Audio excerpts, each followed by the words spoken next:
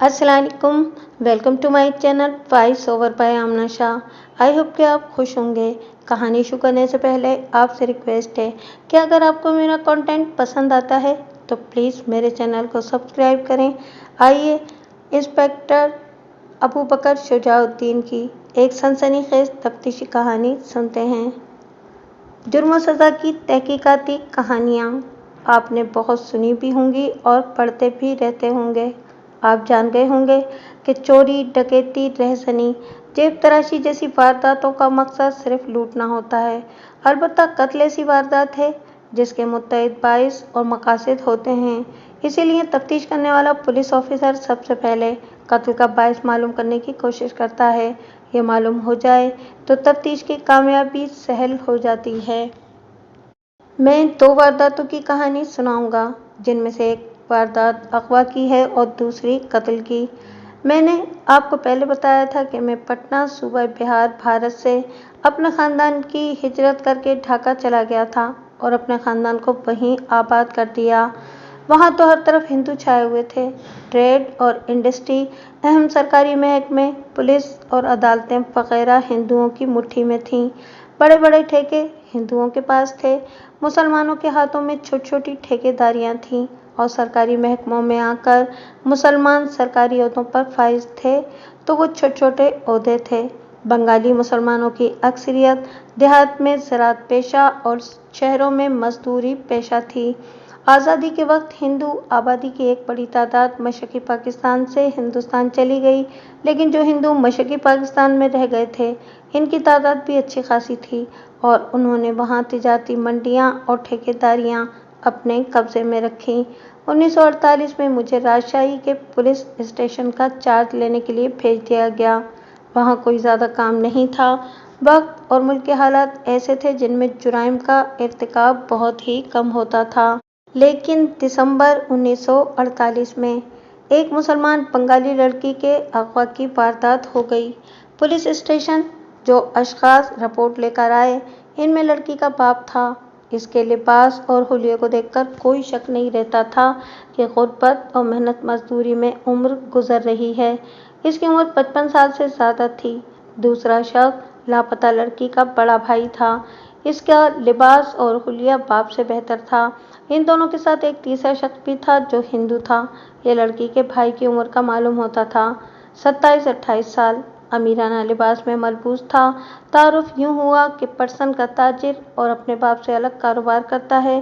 लापता लड़की का बाप इसी हिंदू की दुकान में मुलाजिम था। लापता लड़की का नाम आयशा था। उम्र 19-20 साल बताई गई। बच्चे पैदा करना बंगालियों की हॉबी है। खाने को मिले न मिले, ढाका और दूसरे बड़े शहरों की फुटपाथों पर पूरे पूरे खानदानों की सूरत पड़े हैं और फुटपाथों पर ही बच्चे पैदा हो रहे हैं। गुमशुदा लड़की आयशा के 9 गालिबन 10 बहनें और भाई थे। आयशा दूसरे नंबर पर थी और पहले नंबर पर ये भाई था जो पुलिस स्टेशन में मेरे सामने बैठा था। इसका नाम बदरुल हक और हिंदू का नाम शर्मा मौजमेदार था। ये सारे नाम मेरी डायरी में लिखे हुए हैं। केस चूँकि अहम था, इसलिए इसके वाज़ेह इशारे डायरी में मैंने महफूज कर लिए थे। इन तीनों को मालूम नहीं था कि लड़की किस तरह लापता हुई। ये भी हतम यकीन के साथ नहीं कहा जा सकता था कि लड़की को अगवा किया गया है। उन्होंने बताया कि लड़की सुबह बाहर निकली, फिर वापस ही नहीं आई। वो एक रोज़ पहले निकली थी। अगर ये दिसंबर 1948 की बजाय दिसंबर 1947 होता तो ये शक बईदस क्यास न था कि लड़की को हिंदुओं ने अगवा किया।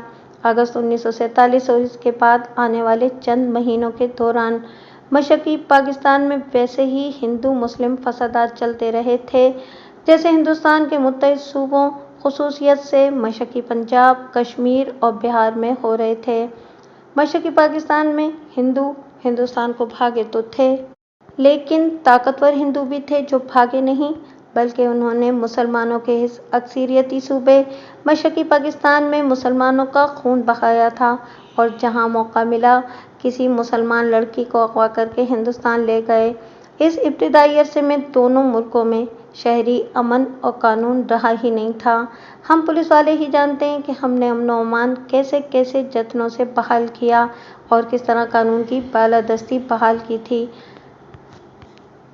میں نے یہ شک ذہن سے نکال دیا تھا کہ عائشہ کو کسی ہندو نے مسلمان لڑکی سمجھ کر اغوا کر لیا ہوگا۔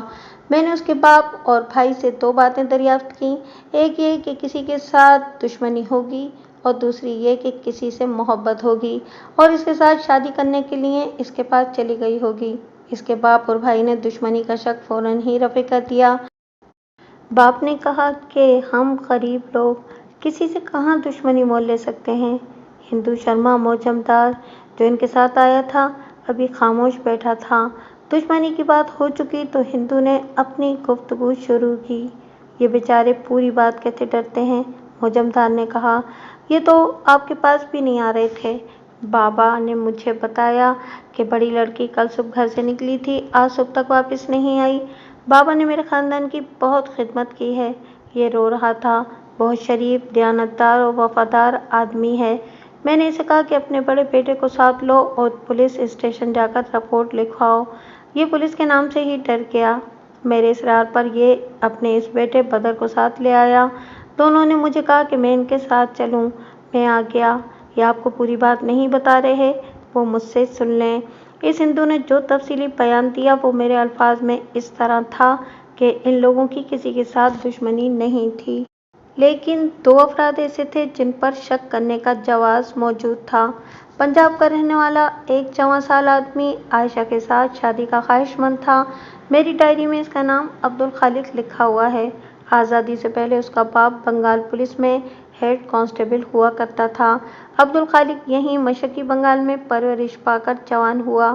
تھوڑی سی تعلیم حاصل کر کے اس نے ایک ہندو ٹھیکیدار کی نوکری کر لی اور جب کچھ تجربہ حاصل ہو گیا تو اس ہندو سے الگ ہو کر چھوٹے پیمانے کی ٹھیکیداری شروع کر دی۔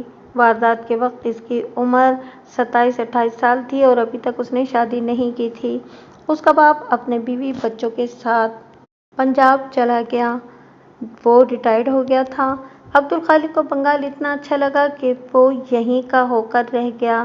یہیں رہنے کی دوسری وجہ یہ تھی کہ اس کا سپلائی اور ٹھیکیداری کا کاروبار چل نکلا تھا اور روز بروز ترقی کر رہا تھا۔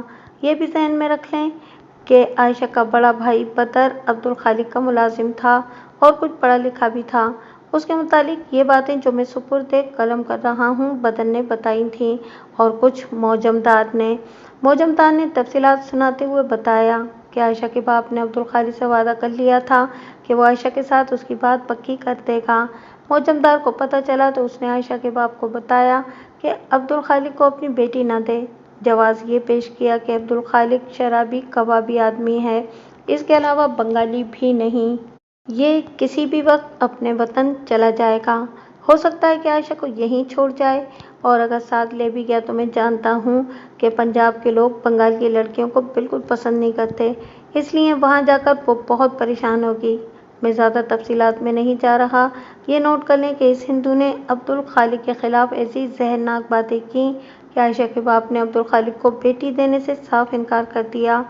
میں نے عائشہ کے باپ سے پوچھا کہ موجمدار کا یہ بیان کس حد تک سچ ہے۔ اس نے اس بیان کی تصدیق کر دی۔ اب ایک بات صاف صاف بتاؤ، میں نے باپ سے پوچھا۔ تم نے عبدالخالق کو بیٹی دینے سے انکار کر دیا تو اس کے بعد اس کا رویہ کیا تھا؟ کیا اس نے کبھی تمہیں کوئی دھمکی دی تھی؟ اس نے دھمکی تو نہیں دی تھی، باپ نے جواب دیا۔ ناراض ہوتا تھا اور 2-3 بار اس نے کہا تھا کہ مجھے ناراض نہ کرو ورنہ پچھتاؤ گے۔ تم اس کے ملازم ہو؟ میں نے بدر سے پوچھا۔ عبدالخالق کا تمہارے ساتھ رویہ کیسا تھا؟ کیا اس نے کبھی تمہیں ایسی دھمکی دی تھی کہ اسے تمہاری بہن نہ ملی تو وہ تمہیں نوکری سے نکال دے گا؟ میں آپ کو صحیح بات بتاتا ہوں، بدر نے جواب دیا۔ میرے ساتھ عبدالخالق صاحب کا رویہ بہت اچھا تھا، البتہ یہ کہتا تھا کہ اپنے باپ کو راضی کرو۔ میں تو راضی ہی راضی تھا لیکن میرا باپ نہیں مانتا تھا۔ میری نگاہ میں عبدالخالق مشتبہ تھا، اس لیے میں نے عائشہ کے باپ اور بھائی سے ایسی پوچھ گچھ شروع کر دی جسے ہم اپنی زبان میں بال کی کھال اتارنا کہا کرتے ہیں۔ یہاں ان تفصیلات کا ذکر مناسب نہیں لگتا۔ میں یہ بتا دیتا ہوں کہ اس تھکا دینے والے سوال و جواب کے سلسلے میں مجھے حاصل کیا ہوا۔ ایک یہ کہ عائشہ عام بنگالی لڑکیوں کی نسبت خوبصورت تھی۔ بنگالی لڑکیاں سانولے رنگ کی ہوتی ہیں، آنکھیں موٹی اور ان میں عجیب سی کشش ہوتی ہے اور بال لمبے۔ इनमें बांस के रंग सांवले की बजाय गंदमी भी होते हैं और इस रंग को खूबसूरत लड़कियों का रंग कहा जाता है। बंगाली लड़कियों के कद छोटे रह जाते हैं, लेकिन आयशा के मुतालिक पता चला कि आयशा का कद बंगाल के औसत कद से कुछ ज़्यादा था। फिर ये पता चला कि आयशा गरीब घरानों की लड़कियों की तरह मरी मट्टी फितरत की मालिक नहीं थी, बल्कि इसमें एक ख़ास किस्म की जुर्रत और खुद एतमादी थी। मैंने खुसूसियत से ये देखा कि मौजमदार इन लोगों का मुशीर और तर्जुमान बना हुआ था और ऐसा लगता था कि जैसे इनके फैसले यही शक करता है। आयशा के बाप का अंदाज कुछ ऐसा था जैसे आयशा के मुतालिक इसके फैसले में दोगलापन है। वो आयशा का हाथ अब्दुल खालिक के हाथ में देना चाहता भी था और गुरेजा भी था। मुझे मौजमदार की इन मुसलमानों के घरेलू मामलात में मुदाखलत अच्छी ना लगी, लेकिन ये मेरा मसला नहीं था। मैंने सोचा कि आयशा का बाप बड़े अरसे से इसका मुलाजिम है, इसलिए वो इसे खुश रखने की कोशिश में है। इस तफसीली और गहरी पूछगछ में मुझे एक मुश्तबा और मिला। वो बिहार का एक नौजवान महाजिर था। ये तिजारत पेशा लोग थे। सूबा बिहार से हिजरत करके मशरक़ी पाकिस्तान आ गए और राजशाही में अपना कारोबार चला लिया। उन्होंने चावल की आड़त कायम कर ली थी। इस बिहारी का नाम न मेरे जहन में महफूज रहा, न डायरी में लिखा हुआ है। मैं इसे बिहारी ही लिखूंगा। बदर और मौजमदार ने बताया कि ये बिहारी आयशा के पीछे पड़ा रहता था और उसके साथ दोस्ती या जायज़ और नाजायज़ ताल्लुकात पैदा करने की कोशिश में रहता था। वो तो आयशा के घर के इर्द गिर्द ही घूमता फिरता रहता था। आयशा ने परेशान होकर बदर को बताया और बदर ने अब्दुल खालिक को बताया। बदर की हैसियत इतनी कमज़ोर थी कि वो इस बिहारी के मुंह नहीं आ सकता था। ये काम अब्दुल खालिक ने कर दिया। उसने एक रोज़ इस बिहारी को पकड़ लिया और इसे डरा धमकाकर इन हरकतों से बाज रहने को कहा। इसके बाद इस बिहारी नौजवान ने आयशा का पीछा छोड़ दिया। पता चला कि आयशा के बाप को भी इस बिहारी की बेहुदा हरकतों का इल्म हो गया था और उसने मौजमदार को बताया था। मौजमदार ने भी बिहारी को कुछ धमकियां दी थीं। सुबह बिहार के महाजिर मशरक़ी पाकिस्तान के बड़े शहरों में मंडी पर छाते चले जा रहे थे। आयशा के ख़ानदान जैसे बंगाली ख़ानदान पहले की तरह नौकरियां और मेहनत मजदूरी ही करते रहे। दूसरी तरफ अब्दुल खालिक के पास जिस्मानी ताकत भी थी और इस कारोबार में भी उसे मुनाफा मिल रहा था। मैंने ऐसी बात कभी सोची भी नहीं कि पंजाबियों और बिहारियों ने बंगालियों के साथ अच्छा सलूक नहीं किया, लेकिन मैं ये ज़रूर कहूँगा कि बंगाली पंजाबियों और बिहारियों के मुकाबले में कमज़ोर लोग थे। अगर अब्दुल खालिक ने लड़की को इसकी रजामंदी से उसके घर से निकाल लिया और इसे कहीं शादी की नीयत से छुपा लिया था, और अगर बिहारी ने आयशा को इंतकामन कहीं बाहर से अगवा करके कहीं रख लिया था, तो ये इन दोनों का इनफरादी फेल था। ऐसा इनफरादी फेल कोई बंगाली भी कर सकता था। लिहाजा यूँ कहना कि पंजाबी और बिहारी बंगालियों के साथ बुरा सलूक करते थे, तो ये बिल्कुल गलत और बेबुनियाद इल्ज़ाम है। मैंने आयशा के बाप के नाम से इब्तिदाई रिपोर्ट लिख ली और उसका हुलिया वगैरह भी तहरीर कर लिया और इन्हें भेज दिया। मैंने इन लोगों से अब्दुल खालिक और मज़कूरा बिहारी के एड्रेस भी ले लिए थे। पहले मैंने एक कांस्टेबल को भेजकर अब्दुल खालिक को बुलवाया। गठे हुए जिस्म का ये पंजाबी जवान देखने में दिल को अच्छा लगता था। रंग गंदमी, चेहरे पर सेहत और तंदुरुस्ती की चमक दमक और चेहरे के नकुश जाज़िबे नज़र थे। इससे पूछा कि वो आयशा के साथ शादी करना चाहता है। इसने बिला तवक्कुफ़ कहा कि वो आयशा के साथ शादी करना चाहता है और इसकी शादी आयशा के साथ ही होगी। कैसे होगी? मैंने कहा, आयशा के बाप ने तो इनकार कर दिया है और अब आयशा लापता ही हो गई है। बाप का इनकार आर्जी है, अब्दुल खालिक ने कहा। इसका बेटा बदर इसे मनवा लेगा। मैं जानता हूँ कि आयशा का बाप एक हिंदू ताजिर शर्मा मौजमदार के यहाँ मुलाजिम है। ये हिंदू नहीं चाहता कि आयशा की शादी मेरे साथ हो। कोई वजह? मैंने पूछा। क्या ऐसा तो नहीं कि इस हिंदू की आयशा पर बुरी नज़र हो? आयशा का बाप इसका मुलाजिम है। हो सकता है कि मौजमदार ने बाप को लालच दिया हो कि वो आयशा को बड़ी अच्छी तनख्वाह पर मुलाजिम रख लेगा। आप शायद बिहार से आए हैं, अब्दुल खालिक ने कहा। क्या आप बंगाली मुसलमानों को नहीं जानते? बंगाल की मुसलमान औरत जान दे देगी, किसी लालच या धमकी से किसी के आगे झुकेगी नहीं। आप शायद हिंदुस्तान में होंगे जब यहाँ के मुसलमान आज़ादी की जंग लड़ रहे थे। इनके जज्बा जिहाद ने मुझे हैरान कर दिया था। आयशा औरतों के हर जुलूस में शामिल होती थी। اس کے علاوہ بھی وہ بھاگ دوڑ کرتی رہتی تھی۔ جھوٹ اور سچ کا اندازہ ہو ہی جاتا ہے، بشرطے کہ تفتیشی افسر چہرہ شناسی اور انسان شناسی کا تجربہ رکھتا ہو۔ مجھے صاف محسوس ہو رہا تھا کہ عبدالخالق جھوٹ نہیں بول رہا تھا۔ میں نے اس سے پوچھا کہ عائشہ کے باپ کے انکار کے بعد اس نے کبھی عائشہ سے کہا ہوگا کہ اس کا باپ نہ مانا تو عائشہ گھر سے بھاگ آئے؟ کہا تھا، عبدالخالق نے جواب دیا۔ اس نے کہا کہ مجھ سے ایسی توقع نہ رکھنا، میں اپنے بوڑھے باپ اور بڑے بھائی کو ایسا کوئی صدمہ نہیں پہنچاؤں گی اور ان کی عزت اور غیرت پر جتنی بھی بڑی قربانی دے سکتی ہوں دوں گی۔ میں تو پہلے ہی اس کی محبت میں دیوانہ ہوا جا رہا تھا۔ اس کی یہ بات سن کر میں اس کا مرید ہو گیا۔ اب تو وہ لاپتہ ہو گئی ہے؟ میں نے کہا، تم نے غور کیا کہ وہ کیسے لاپتہ ہوئی؟ اسے یقیناً اغوا کیا گیا ہے، عبدالخالق نے جواب دیا، وہ خود کہیں نہیں جا سکتی۔ تمہیں کسی پر شک تو ہوگا؟ میں نے دانستہ بہاری نوجوان کا اشارہ نہ دیا جو عائشہ کے پیچھے پڑا ہوا تھا۔ عبدالخالق نے خود ہی اس کا ذکر کیا اور کہا کہ اسے جب اس بہاری کی بدتمیزی کا پتہ چلا تو اس نے ایک روز بہاری کو پکڑا اور اسے کہا کہ دیکھو، ہم سب پاکستانی ہیں اور ہمارا کردار پکے مسلمانوں جیسا ہونا چاہیے۔ یہ گناہ ہوگا کہ میں مسلمان ہوتے ہوئے ایک مسلمان پر ہاتھ اٹھاؤں۔ عبدالخالق نے یہ بھی بتایا کہ اس نے بہاری سے کہا کہ وہ اس لڑکی کے ساتھ شادی کر رہا ہے اور وہ اسی لمحے سے اس لڑکی کا خیال دل سے نکال دے۔ بہاری نوجوان نے عبدالخالق سے معذرت کی اور کہا کہ وہ آئندہ اسے کم از کم اس لڑکی کے پیچھے پھرتے نہیں دیکھے گا۔ کیا اس بہاری نے اپنا وعدہ پورا کیا تھا؟ پوری طرح وعدہ پورا کیا تھا، عبدالخالق نے جواب دیا۔ عائشہ نے بھی بتایا تھا اور اس کے بھائی بدر نے بھی کہ اب انہیں اس بہاری کی طرف سے کوئی شکایت نہیں رہی۔ میں اپنی جاسوسی کر رہا ہوں، کوئی سراغ ملا تو فوراً آپ کو بتاؤں گا۔ اسے میں نے فوراً تو نہیں چھوڑ دیا، سوال و جواب کا ایسا سلسلہ شروع کر دیا کہ یہ صحت مند پنجابی جوان پریشان ہو گیا اور آخر میں آ کر اس کی زبان ہکلانے لگی۔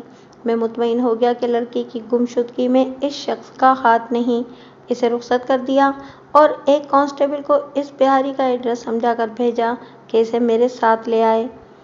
یہ دبلا پتلا سا نوجوان جب میرے سامنے آیا تو صاف پتہ چل رہا تھا کہ اس پر رشا طاری ہے، اور میں نے ذرا باروب لہجے میں بات کی تو یہ بے ہوش ہو جائے گا۔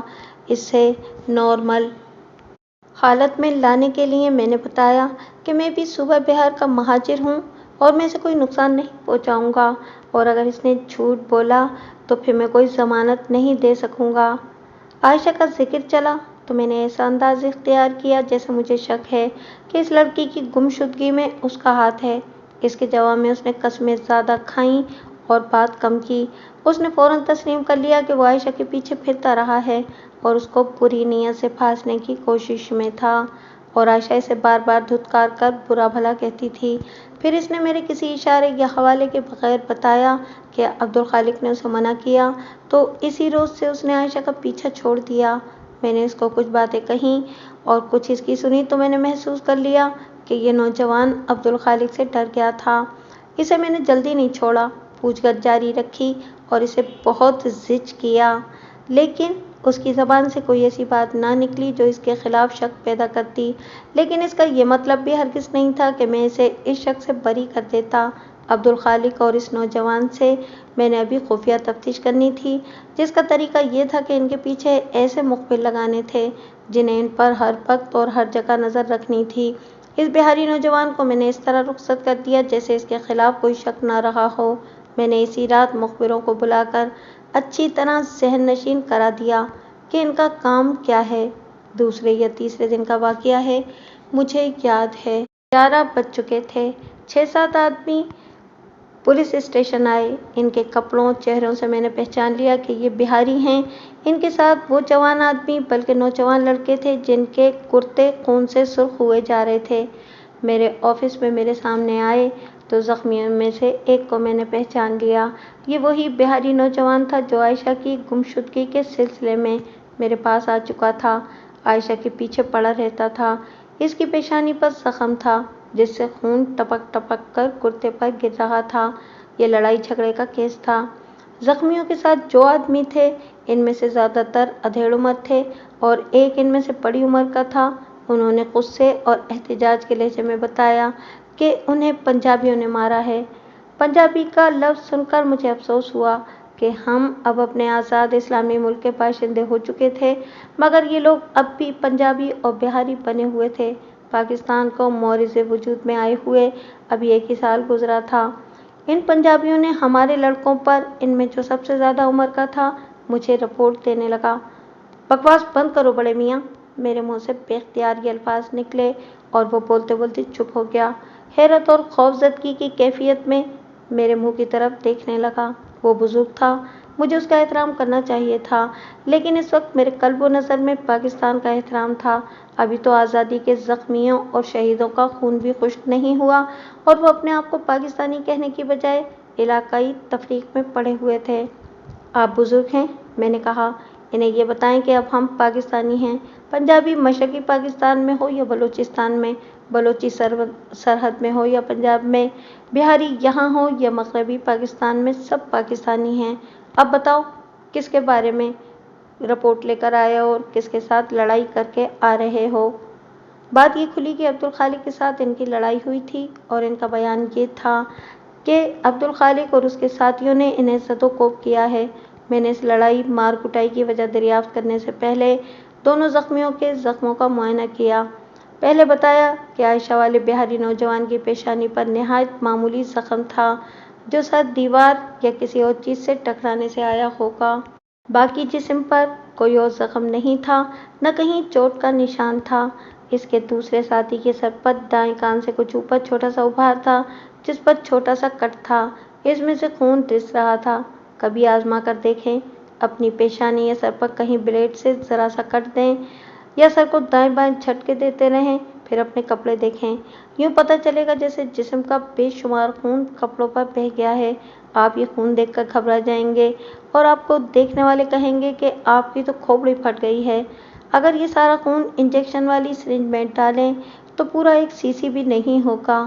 ایسے زخمی اسی حالت میں یہ توقع لے کر پولیس اسٹیشن جاتے ہیں کہ تھانے دار انہیں دیکھ کر مظلوم اور شدید زخمی سمجھے گا اور زد و کوب کرنے والوں کو فوراً گرفتار کر کے ان پر ارادہ قتل والی دفعہ لگا دے گا، لیکن تھانے دار اتنے کمزور دل اور اناڑی نہیں ہوتے۔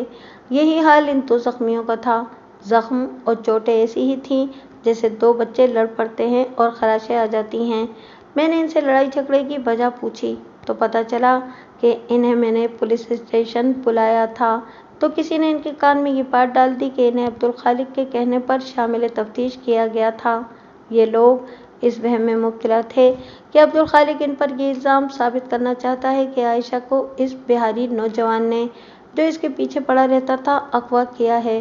یہ لوگ عبدالخالق کے ہاں جا پہنچے اور گلا شکوہ کیا کہ وہ انہیں پولیس کے ہاتھوں رسوا اور خوار کرا رہا ہے، جیسا کہ مجھے توقع تھی۔ انہوں نے یہ بیان دیا کہ عبدالخالق نے اپنے 3-4 ساتھیوں کے ساتھ ان پر حملہ کر دیا اور یہ 2 لڑکے زخمی ہو گئے۔ ان کا بیان تھا کہ عائشہ کا بھائی بدر بھی عبدالخالق کے ساتھ تھا۔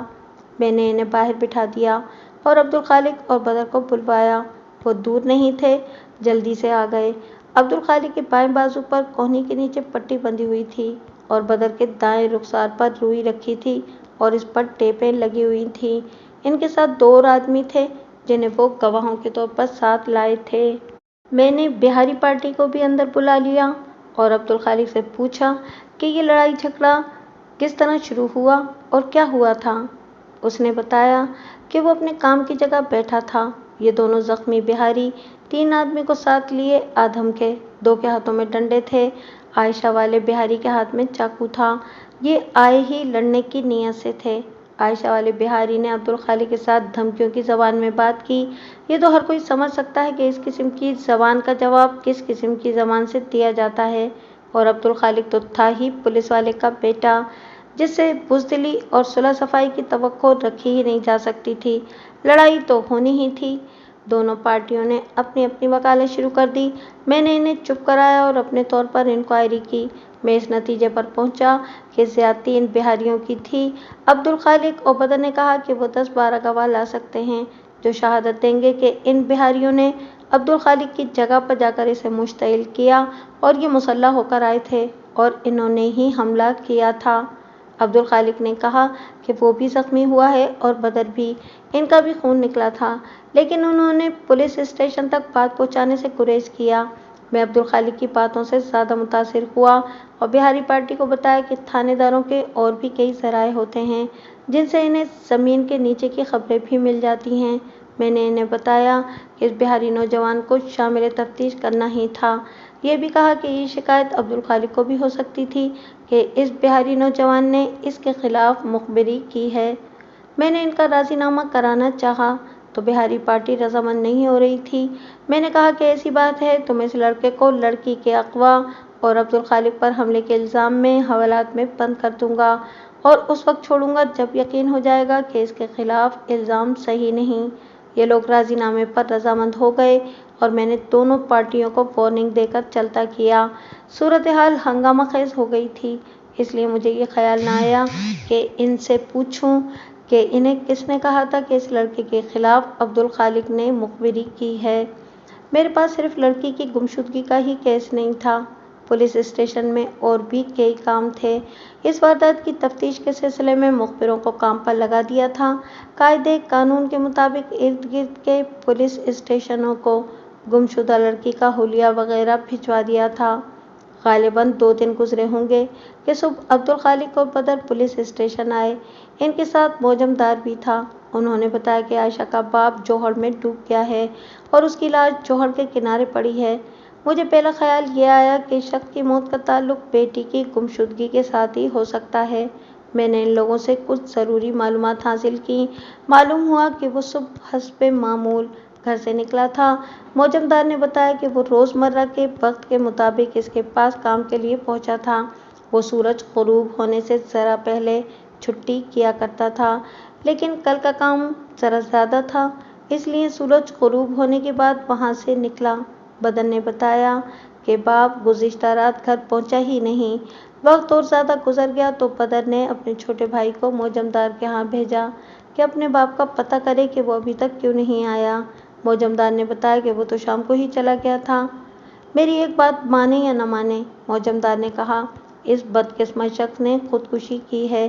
یہ میں اس لیے کہہ رہا ہوں کہ بیٹی کی گمشدگی کا اس نے بہت صدمہ لیا تھا۔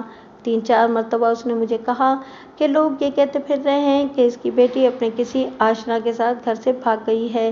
یہ کہتا تھا کہ وہ ایسی بے عزتی برداشت نہیں کر سکتا اور اس جینے سے مر جانا بہتر سمجھتا ہے۔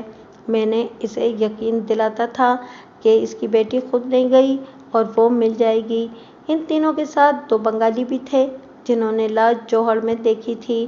ان میں سے ایک موجم دار کا ملازم تھا۔ اس نے موجم دار کو بتایا تھا کہ اس کے فلاں نوکر کی لاش جوہڑ میں پڑی ہے۔ میں ان لوگوں کے ساتھ موقع کی جگہ جانے کے لیے اپنے آفس سے نکلا تو ایک بنگالی ہیڈ کانسٹیبل نے سر کے اشارے سے مجھے اپنے پاس بلایا۔ میں گیا تو ہیڈ کانسٹیبل نے بتایا کہ یہ دونوں آدمی اس پولیس اسٹیشن کے پکے مشتبہ ہیں، چھوٹی موٹی وارداتیں کرتے ہیں اور جھوٹی گواہیاں دینا ان کا پیشہ ہے۔ یہ تعارف میرے لیے اہم تھا۔ میں وہاں پہنچا جہاں لاش پڑی تھی۔ وہ کم و بیش 50 گز لمبائی چوڑائی کا جوہر تھا اور یہ گولائی میں تھا۔ یہ بتانا ضروری سمجھتا ہوں کہ مشرقی پاکستان یا بنگلہ دیش کی کوئی واردات یا اس تفتیش کو سمجھنے کے لیے وہاں کی زمین کو سمجھنا ضروری ہے۔ اس قسم کے جوہر وہاں جگہ جگہ نظر آتے ہیں اور لوگوں نے ان کے کناروں پر بلکہ ان کے اندر بھی بانسوں کے موٹے ستونوں پر جھونپڑے بنا رکھے ہوتے ہیں۔ انہی جوہروں میں یہ لوگ پخانہ پیشاب کرتے ہیں، انہی میں نہاتے ہیں اور انہی میں سے مچھلیاں پکڑتے ہیں۔ یوں کہہ لیں کہ یہ جوہر ان کے کھیت ہوتے ہیں۔ زیادہ تر زمین اونچی نیچی اور جنگلاتی ہے۔ میں نے لاش دیکھی۔ سر پر بال کاٹنے والی مشین پھری ہوئی تھی، کھوپڑی صاف نظر آ رہی تھی۔ لاش کو صرف دیکھ کر کہہ دینا کہ یہ قتل یا خودکشی ہے ٹھیک نہیں ہوتا۔ یہ لاش پیٹھ کے بل پڑی تھی۔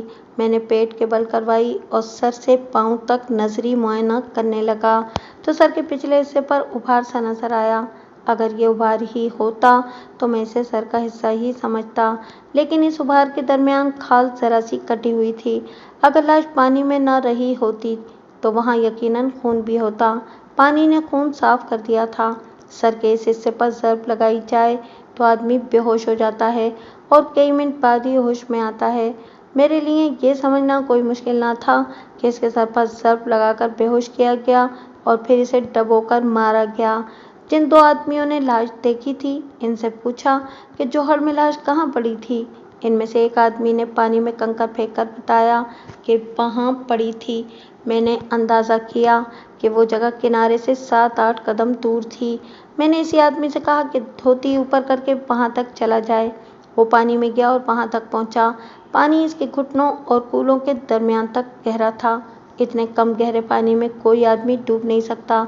वो जौहर था, झील या नदी नहीं थी कि पानी रवां होता और लाश को अपने साथ बहा ले जाता।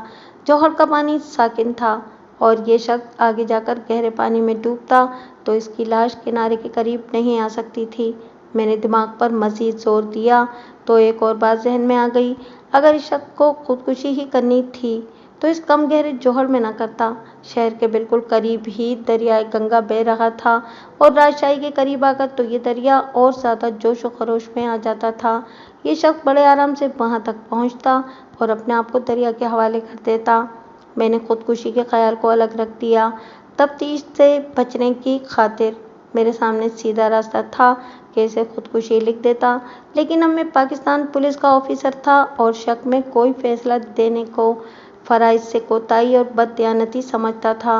वैसे ही पुलिस वाली छठी हिस्स बता रही थी कि यह खुदकुशी की वारदात नहीं। लाश पोस्टमार्टम के लिए भिजवा दी और जिन 2 बंगालियों ने लाश देखी और निकाली थी, इनको अपने साथ पुलिस स्टेशन ले आया। ये इसलिए कि मेरे एक हेड कांस्टेबल ने बताया था कि ये दोनों मशकूक आदमी हैं। अब अगर मैं ये सुपुर्द कलम करने बैठ गया कि इनके साथ क्या बातें हुई और कैसे कैसे सवाल कर करके इन्हें जिज किया, तो ये मामला बोरियत की हद तक तूल पकड़ जाएगा। इनके साथ मेरा रवैया और अंदाज ऐसा हो गया जैसे उन्होंने ही इस बूढ़े को डबोकर कत्ल किया हो। ये तो मैंने इन्हें साफ ही कह दिया कि आयशा की गुमशुदगी का सुराग इनके सीनों में है। मैंने इन्हें ये भी कहा कि ये जब तक सच्ची बात नहीं बताएंगे जाने नहीं दूंगा। आखिर एक बोल पड़ा, लेकिन उसने भी ये न बताया कि ये खुदकुशी है या कत्ल। इनमें एक तो मौजमदार का मुलाजिम था और दूसरा उसका दोस्त। उसने बताया कि लाश उन्होंने ही देखी थी और जौहर से निकाली भी थी और मौजमदार को बताया था कि इसका फलां नौकर डूबकर मर गया है। इसने बयान में वाज़ेह अल्फाज में कहा कि मौजमदार ने इन दोनों से कहा था कि वो हमें खासे पैसे देगा और वो काम ये करें कि हर तरफ ये बात फैला दें कि इस बूढ़े को बिहारियों ने डबोकर मारा है और बिहारियों के यहाँ ये बात फैला दें कि इन पर ये इल्ज़ाम पंजाबियों ने लगाया है।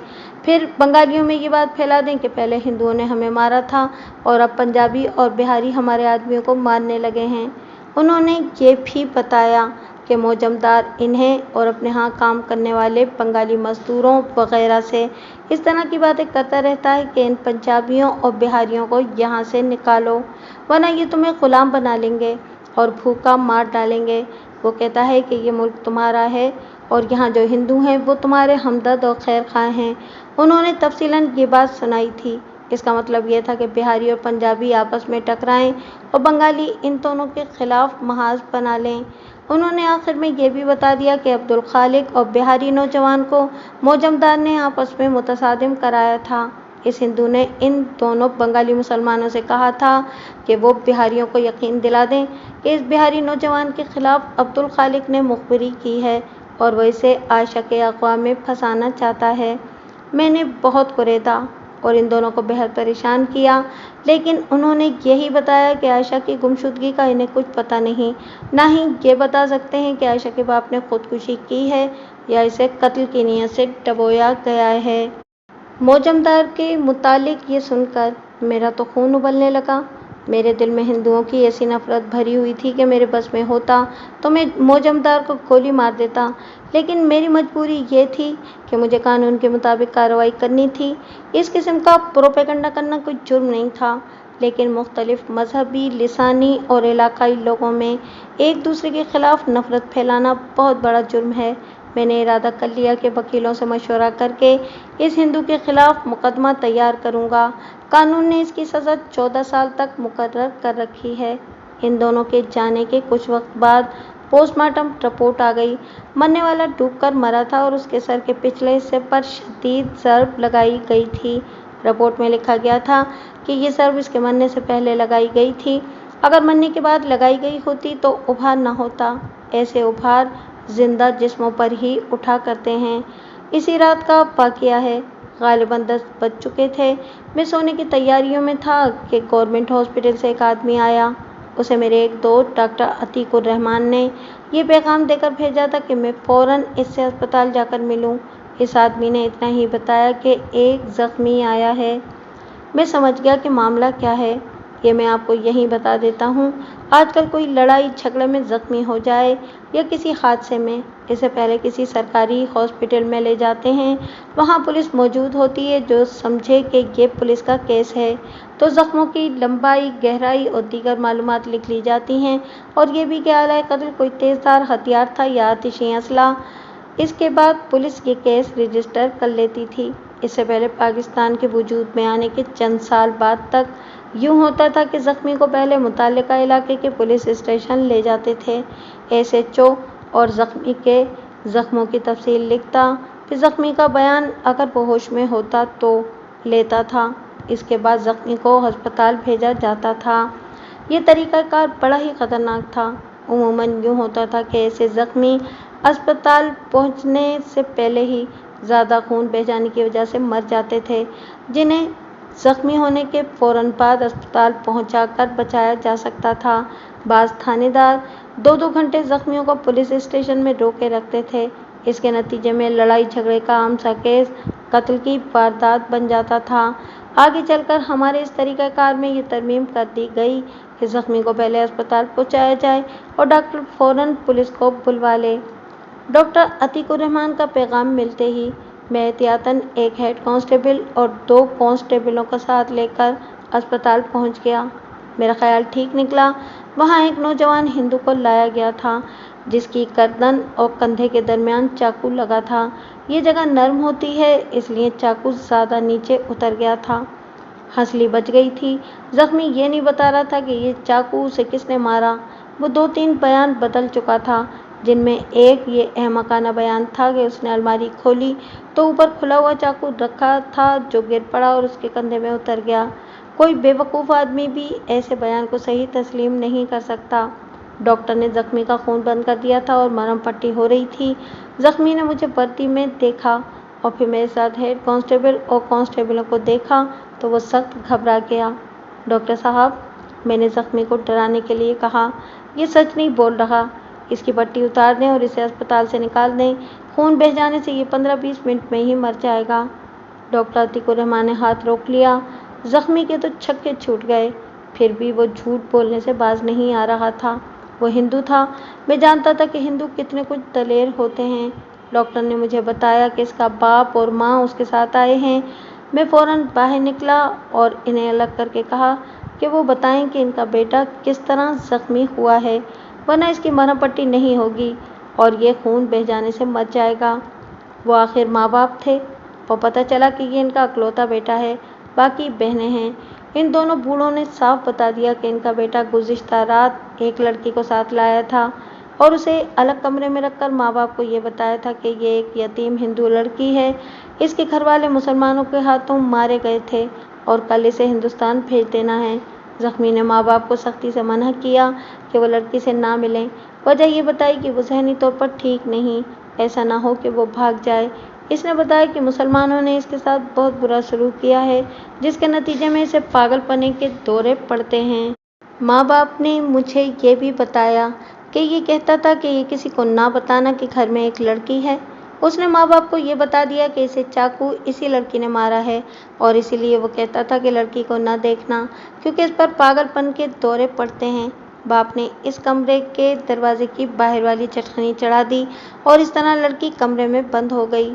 मैंने डॉक्टर अतीकुर रहमान से जाकर कहा कि इसके ज़ख्म की ड्रेसिंग कर दे और इसके घर लड़की को पकड़ने में जा रहा हूँ। हेड कांस्टेबल को वहीं छोड़ा कि वो ज़ख्मी के साथ रहे। इसके झूठे बयानात से मुझे शक हो रहा था कि ये मामला कुछ और है। मैं इस हिंदू ज़ख्मी के बाप के साथ उसके घर गया। दोनों कांस्टेबल मेरे साथ थे। इन दोनों को मैंने बता दिया कि एक लड़की को पकड़ना है जो पागल है और उसके पास चाकू है। मैं इस वक्त तक लड़की को पागल ही समझ रहा था। اس گھر میں داخل ہوکر میں نے دروازے کی چٹکنی اتاری اور بڑی احتیاط سے دروازہ کھول کر کمرے میں داخل ہوا۔ ایک نوجوان لڑکی ہاتھ میں چاقو لیے یوں تیار کھڑی تھی جیسے مجھ پر حملہ کر دے گی۔ میں نے اس پر ذرا سا بھی رعب نہ کسا، نہ اپنی تھانے داری کی نمائش کی۔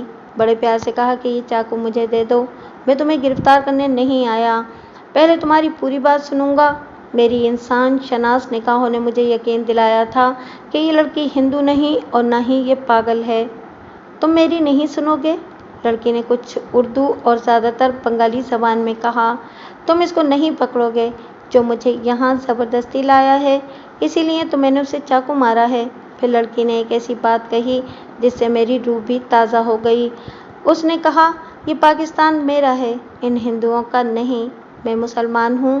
میں نے کہا، ہمارے پاکستان میں تمہاری بات چلے گی، اپنا نام بتاؤ گی؟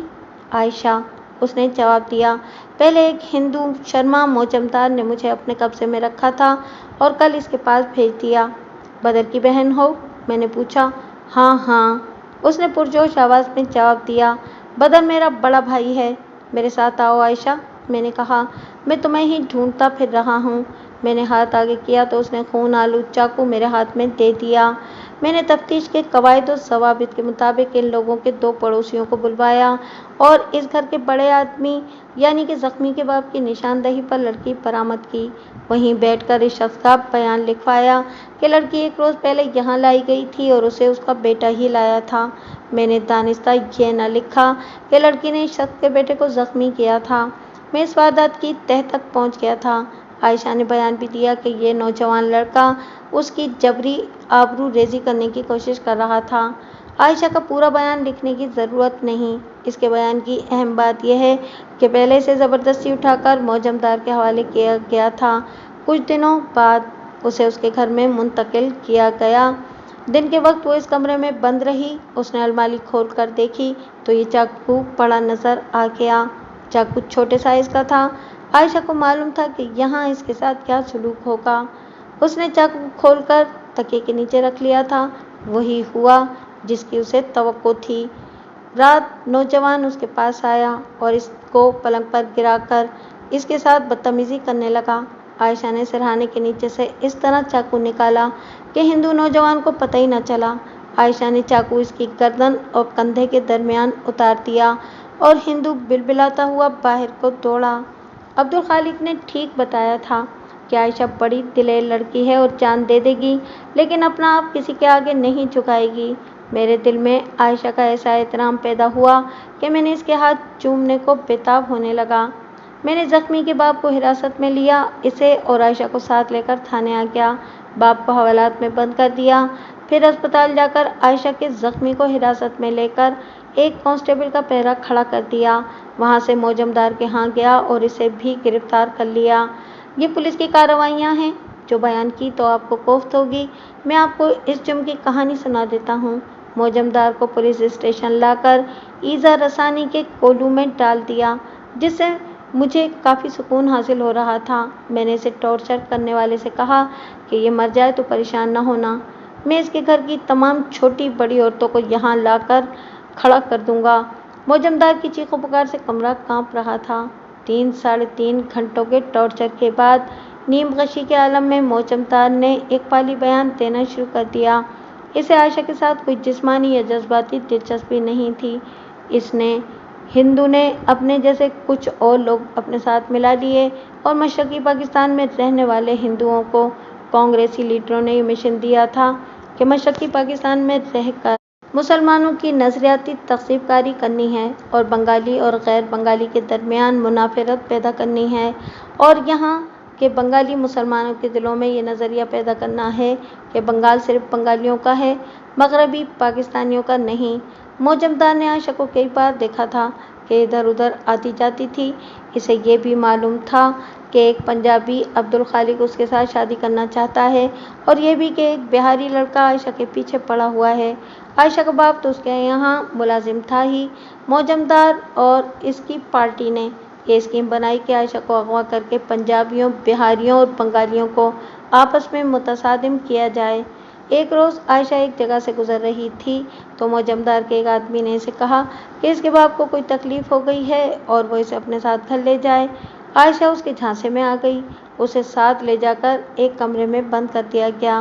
फिर इन लोगों ने जो ड्रामा खेला वो मैंने आपको पहले ही बता दिया है। अजीब बात यह है कि मौजमदार और उसके किसी भी आदमी ने आयशा के साथ कुछ ज्यादती या बेहूदगी नहीं की। यहाँ मैं आयशा के बयान का एक हिस्सा सुनाता हूँ।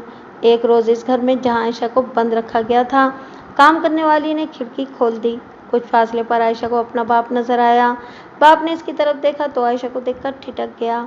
इतने में एक आदमी अंदर आया और उसने दौड़कर खिड़की बंद कर दी और उसने आयशा को और कामकाज करने वाली को बहुत गालियां दी कि ये खिड़की नहीं खोलनी थी। आयशा बहुत तड़पी कि वो अपने बाप से मिलना चाहती है। इस आदमी ने आयशा को मार पीट कर चुप करा दिया। मौजमदार ने अपने बयान में कहा कि आयशा का बाप उसके पास गया और कहने लगा कि उसने अपनी बेटी को फला मकान में देखा है।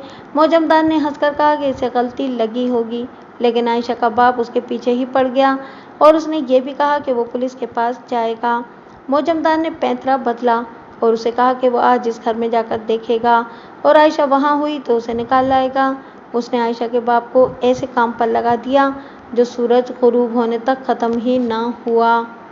इस दौरान में उसने इन आदमियों को, जिन्होंने कहा था कि जौहर में लाश देखी है, मौजमदार ने तैयार कर लिया था कि आयशा का बाप घर जाने लगे तो इसे किसी बहाने इस जौहर की तरफ ले जाएं और दबोकर मार डालें। कत्ल का ये तरीका इसलिए सोचा गया था कि कत्ल का शुबा नहीं होगा। मौजमदार मुझे यही यकीन दिलाने की कोशिश कर रहा था कि ये खुदकुशी की वारदात है और जवाब वो ये पेश करता था कि ये शख्स बहुत मग़मूम रहने लगा था। पूरी रात गुजर गई थी और मैं तफ्तीश की तकमील में मसरूफ़ था। सुबह होते ही एएसआई को भेजकर इन दोनों को भी गिरफ्तार कर लिया। इन्हें मौजमदार के सामने खड़ा किया और बताया कि ये शख्स इकबाली बयान दे चुका है और तुम भी बयान दे दो, वरना हड्डियां तोड़कर और जान से मारकर बाहर फेंक दूंगा। ये दोनों करीब से मुसलमान बंगाली थे। धमकी को ही बर्दाश्त न कर सके और बोल पड़े। मुश्किल ये थी कि ये दोनों मुसलमान थे और मौजमदार ने इनसे कत्ल करवाया था। इनके साथ मेरी हमदर्दी और दिलचस्पी नहीं होनी चाहिए थी। ये पक्के और बड़े ही घटिया किस्म के जुर्म पेशा अफराद थे। दिलचस्पी ये पैदा हो गई कि इन्हें एक हिंदू ने अपने एक घिनौने मकसद के लिए इस्तेमाल किया था। मुझे अब ये देखना था कि मैं अपने मकसद के लिए इस्तेमाल कर सकता हूँ या नहीं। दोनों से अलग अलग इकबाली बयान लिया। बयान लेने से पहले इन्हें कहा था कि 100% सच बोलेगा, जो भी उसे वादा-माफ़ गवाह बना लूँगा। इस वादे का ये असर हुआ कि दोनों ने बढ़ चढ़कर सच बोला। उन्होंने आयशा के बाप को इस तरह कत्ल किया था कि मौजमदार ने इसे शाम गहरी होने तक रोके रखा और जब वो अपने घर को जा रहा था तो वो दोनों जुर्म पेशा आदमी मौजमदार के बनाए हुए प्लान के मुताबिक इसे बातों में उलझाकर शहर से बाहर ले गए। जौहर के किनारे गए तो एक ने पीछे होकर मकतूल के सर के पिछले हिस्से पर बड़ी जोर से डंडा मारा। मकतूल बेहोश होकर गिरा तो दोनों ने उसे उठाया और किनारे से चंद कदम दूर पानी में फेंककर ऊपर से दबा लिया ताकि इसका मुंह पानी से बाहर ना आ सके। पानी इसकी नाक और मुंह के रास्ते फेफड़ों में भर गया और वो मर गया। इन दोनों का अगला काम ये था कि सुबह लोगों को और मौजमदार को बताना था कि जौहर में एक लाश देखी गई है। उन्होंने ये काम भी कर दिया। मौजमदार ने भी इकबाली बयान दे दिया, लेकिन ये मेरे लिए बेकार था। अगर वो अपना बयान मजिस्ट्रेट को रिकॉर्ड करवा भी देता तो सेशन कोर्ट में मुनहरिफ हो जाता। ये कत्ल की वारदात में तो शरीक ही नहीं था। कोई शहादत नहीं थी कि ये अमलन वारदात में शरीक था और मौक़े वारदात पर मौजूद था। मैं इसे आज़ाद नहीं देखना चाहता था। मैंने तो यहाँ तक सोच लिया था कि ये हिंदू कानून की गिरफ्त में ना आया तो मैं इसे खुफिया तरीके से मरवा दूंगा, लेकिन मैंने कानून के दायरे में रहकर एक तरीका सोच लिया। दोनों कातिलों में से एक को वादा-माफ़ गवाह बना दिया और उसे ये इकबाली बयान लिया कि मौजमदार ने मकतूल के सर पर डंडा मारकर बेहोश किया था। फिर उसने और मौजमदार ने मिलकर मकतूल को उठाया और जौहर में ले जाकर इस तरह डबोया कि मकतूल के सर और मुंह को पानी के अंदर रखने के लिए मौजमदार ने अपने दोनों हाथों से दबाव डाले रखा था। इस बंगाली के साथी को मैंने ये बयान याद करवा के ज़ेर दफ़ा 164 रिकॉर्ड कराया कि इसे मौजमदार ने ये ड्यूटी दी थी कि ज़रा दूर दूर घूमता फिरता रहे یعنی کہ پہرا دیتا رہے۔ اس سے بھی کہلوایا کہ اس نے موجمدار کو مقتول کے سر پر ڈنڈا مارتے اور مقتول کو بے ہوش ہو کر گرتے دیکھا تھا۔ موجمدار پر عائشہ کے اغوا کا کیس بھی نہیں بنتا تھا، کیونکہ عائشہ دوسرے ہندو کے گھر سے برآمد ہوئی تھی۔ میں کیس تو بنا سکتا تھا، لیکن ثابت کرنا مشکل تھا۔ میں نے دوسرا جو طریقہ اختیار کیا تھا وہ میری منشا کے مطابق کامیاب رہا۔ دونوں بنگالیوں نے پورا تعاون کیا۔ میں نے یہ کیس بڑی محنت اور عرق ریزی سے تیار کیا تھا۔ موجمدار کا وکیل ہندو تھا جو بہت ہی تجربہ کار اور قابل ایڈوکیٹ تھا، لیکن وہ موجمدار کو سزائے موت سے نہ بچا سکا۔ ہائی کورٹ نے اپیل بھی مسترد کر کے سزائے موت بحال رکھی۔ وعدہ معاف گواہ آزاد ہو گیا اور اس کے ساتھی کو صرف 9 مہینے اعانت جرم میں سزائے قید ہوئی۔